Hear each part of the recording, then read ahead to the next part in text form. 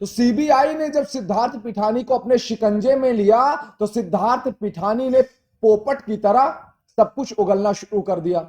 उगलना भी किस लिए शुरू किया?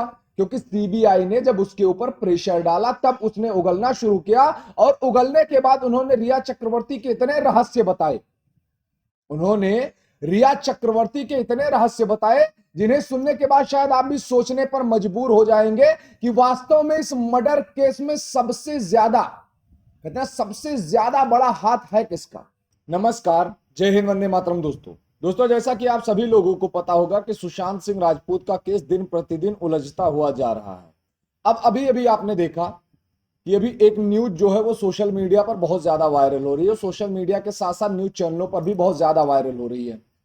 वो न्यूज क्या है? वो न्यूज ये है कि संदीप सिंह ने आखिर एम्बुलेंस के ड्राइवर से इतनी ज्यादा बात क्यों की, वो भी कब?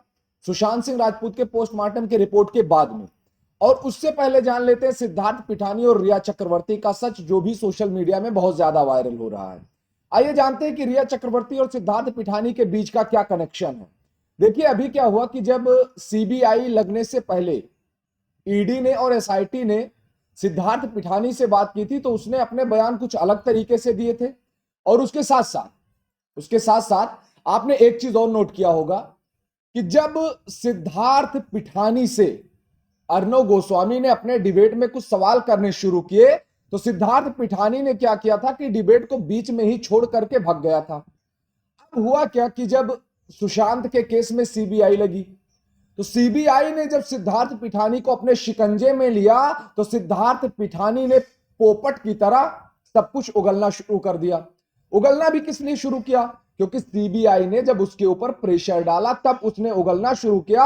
और उगलने के बाद उन्होंने रिया चक्रवर्ती के इतने रहस्य बताए, उन्होंने रिया चक्रवर्ती के इतने रहस्य बताए जिन्हें सुनने के बाद शायद आप भी सोचने पर मजबूर हो जाएंगे कि वास्तव में इस मर्डर केस में सबसे ज्यादा, कहते हैं सबसे ज्यादा बड़ा हाथ है किसका।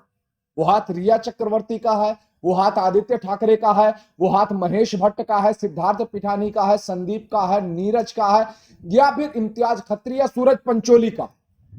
तो आप लोगों से एक निवेदन है कि इस वीडियो को पूरा देखते रहिएगा। और हाँ, अगर आप हमारे इस YouTube चैनल पर नए हैं तो आप चैनल को सब्सक्राइब करके बेल आइकन दबा दीजिएगा ताकि सुशांत सिंह राजपूत से रिलेटेड जितने भी वीडियोस हैं उनके नोटिफिकेशन आपके पास पहले पहुंच सके। आइए अब बात कर लेते हैं सिद्धार्थ पिठानी और रिया चक्रवर्ती के बीच उन कनेक्शन के बारे में जो शायद सुशांत के केस से पहले क्या थे, सुशांत के केस के बाद में क्या हो गए। कहते हैं ना कि रिश्तों के भी रूप बदलते हैं, वो देखने को मिल रहा है सिद्धार्थ पिठानी और रिया चक्रवर्ती के बीच में। अभी अभी हुआ क्या कि रिया चक्रवर्ती को भी सीबीआई ने जब शिकंजे में लिया तो पहले उनका रूप कैसा था, अब उनका रूप कैसा, वो शायद आप लोगों ने फोटो में देख लिया होगा। और उसके बाद जब सिद्धार्थ पिठानी से सीबीआई ने अपने शिकंजे में लेकर के बातचीत करना शुरू किया तो सिद्धार्थ पिठानी ने एक एक सच को उगलना शुरू किया और उन्होंने सारी इंफॉर्मेशन दी सीबीआई को कि सुशांत सिंह राजपूत की लाइफ रिया चक्रवर्ती के आने से पहले कैसी थी और रिया चक्रवर्ती के आने के बाद कैसी हो गई। उन्होंने और इंफॉर्मेशन दी कि आखिर में सुशांत और रिया के कनेक्शन क्या थे, सुशांत और रिया के संबंध कैसे थे। तो सिद्धार्थ पिठानी ने जो सबसे पहला बयान दिया, उन्होंने ये कहा कि रिया चक्रवर्ती सुशांत के लाइफ में आते ही उसने क्या किया था कि सुशांत सिंह राजपूत को उसके फैमिली वालों से दूर करना शुरू कर दिया था। रिया चक्रवर्ती ने क्या किया था? सुशांत सिंह राजपूत को उसके फैमिली वालों से दूर करना शुरू किया, उनके बहन से दूर करना शुरू किया, उनकी आम जिंदगी से या फिर जो भी उन्होंने लाइफ जी रहे थे वहां से उनको दूर करना शुरू किया। इसमें जो सबसे सही चीजें हैं वो ये है कि जब कई बार आप लोगों को भी पता होगा कि कई बार जब सुशांत को फिल्में ऑफर होती थी तो रिया चक्रवर्ती उन्हें फिल्में करने नहीं देती थी, क्योंकि रिया चक्रवर्ती के एक टर्म्स ऑन कंडीशंस होती थी। वो ये होती थी कि सुशांत सिंह राजपूत के फिल्म में जो लीड हीरोइन का कैरेक्टर होगा वो रिया चक्रवर्ती होंगी। और दूसरी बात, सुशांत सिंह राजपूत के ATM card, credit card, debit card, सारे कार्ड जो है रिया चक्रवर्ती रखती थी। तीसरी बात कि रिया चक्रवर्ती सुशांत सिंह राजपूत की हर वो इंफॉर्मेशन रखती थी, चाहे वो स्टाफ की हो, सुशांत को कहां जाना है, कहां रहना है, कहां खाना है, क्या करना है, कितनी फिल्में करनी है, कितनी नहीं करनी है। मतलब 1 से 2 साल के अंदर ये बंदी सब कुछ डिसाइड करने लगी थी।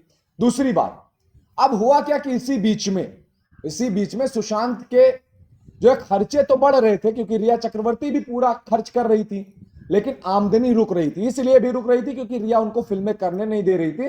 तो भाई खर्चे बढ़ रहे हैं, आमदनी रुक रही है। लेकिन एक चीज कहना चाहूंगा आपसे कि इसको डिप्रेशन या सुसाइड में मत जोड़िएगा, अभी मैं वहां पर भी आता हूं।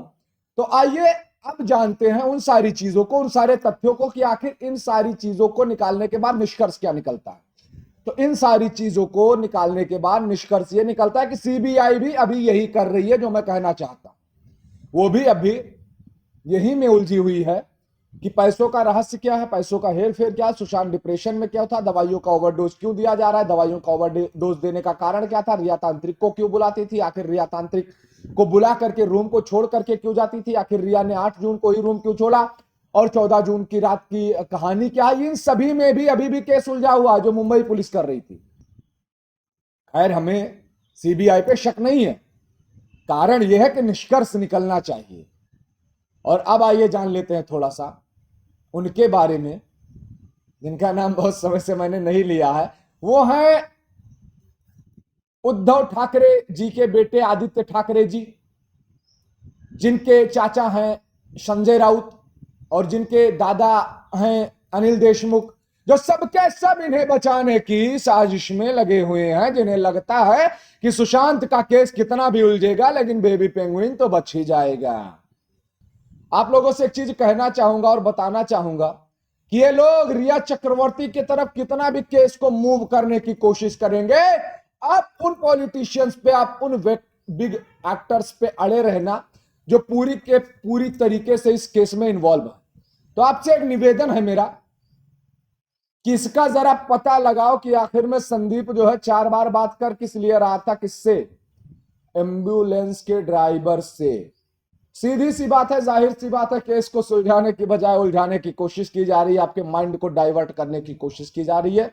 क्योंकि आपको भी शायद पता होगा कि कई ऐसी चीजें हैं जो कभी सुलझ ही नहीं पाई इस केस में। इस केस को, सुशांत सिंह राजपूत के केस को 15 जून से ही डाइवर्ट करने की कोशिश की जा रही है। चाहे वो सुशांत सिंह राजपूत से आत्मा वाला बात करने वाला सच हो, चाहे सुशांत सिंह राजपूत का स्टन गन वाला सच हो, चाहे सुशांत सिंह राजपूत का 2 बॉडी वाला सच हो, चाहे सुशांत सिंह राजपूत के पोस्टमार्टम वाला सच हो, चाहे सुशांत सिंह राजपूत का किसी अन्य तरीके का सच हो, इस केस को साफ साफ दबाने की कोशिश की जा रही है, साफ साफ उलझाने की कोशिश की जा रही है। अगर केस को ऐसे ही उलझाया जाएगा तो यह केस जिंदगी में सुलझ नहीं पाएगा। इसलिए आपसे निवेदन है, आपसे गुजारिश और आपसे हाथ जोड़ करके मेरा फिर से निवेदन है कि केस को तब तक मत रोकिएगा जब तक उचित तरीके से न्याय ना मिल जाए। बाकी आप लोग समझते हैं, वीडियो सही लगी होगी, खट से लाइक कीजिएगा, चैनल को सब्सक्राइब कीजिएगा और बेल आइकन को दबाइएगा। अगला मुद्दा पालघर। चलिए, नमस्कार, जय हिंद, वंदे मातरम, भारत माता की जय, इंकलाब जिंदाबाद।